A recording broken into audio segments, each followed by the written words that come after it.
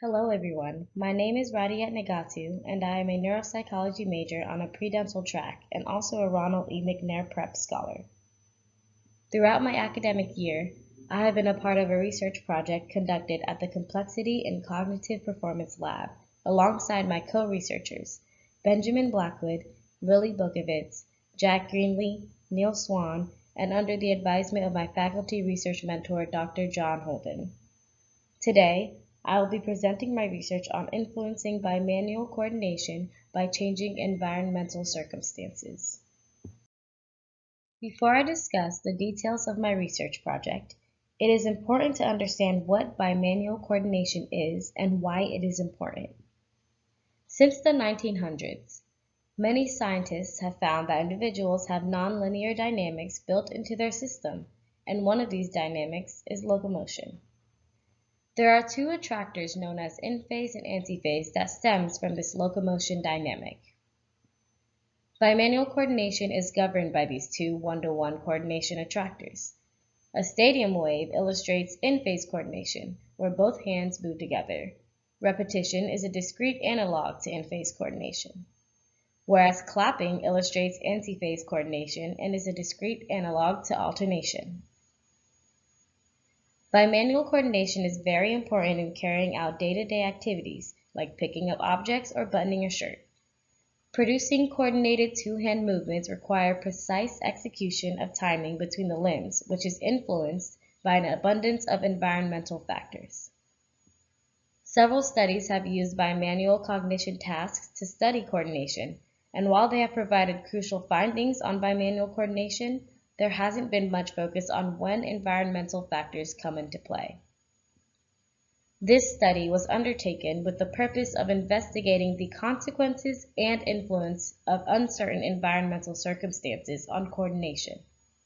Specifically, we used a randomness production task to see if we can manipulate the degree in which participants relied on one attractor or the other when creating any pattern.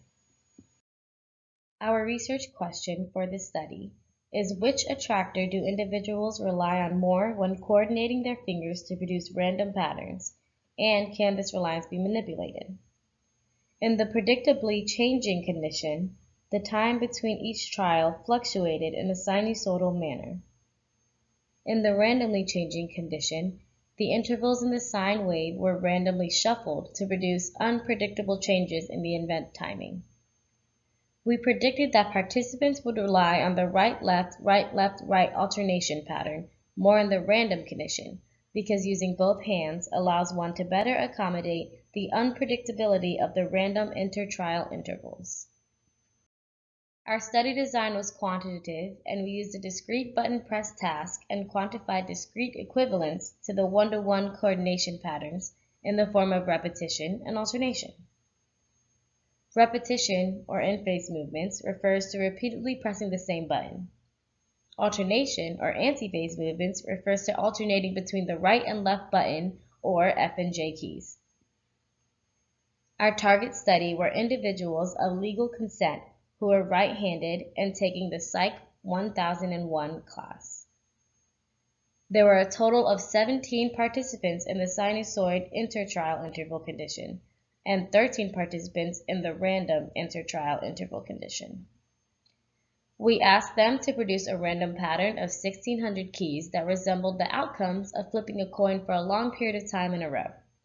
An example of the trial is illustrated on the image on the right. All 62 permutations of combinations of R and L button presses that ranged from 1 to 5 trials in length were counted. These counts were depicted as differences from the expectation given if the sequences were truly random. Our prediction of antiphase movements being favored proved correct. Participants tended to produce more alternations when confronted with variable trial timing. All the bars depicted in the graph portray differences from the expectation of truly random patterns. Thus, individuals cannot create truly random patterns due to these attractors. Our participants produced more repetitions and more alternations than expected. Overall, the bimanual coordination attractors do interfere with individuals' ability to produce random sequences. The specific aim of this study was to investigate the influence unexpected environmental conditions had on the bimanual coordination of individuals. Apparently, coordination between one's limbs resembling bipedal locomotion is preferred when confronting these uncertain environmental circumstances. Although the data analysis and results drawn supported our prediction, further investigation with a wider participant sample will be more efficient in order to obtain more accurate and precise results. And here are a list of my references. Thank you.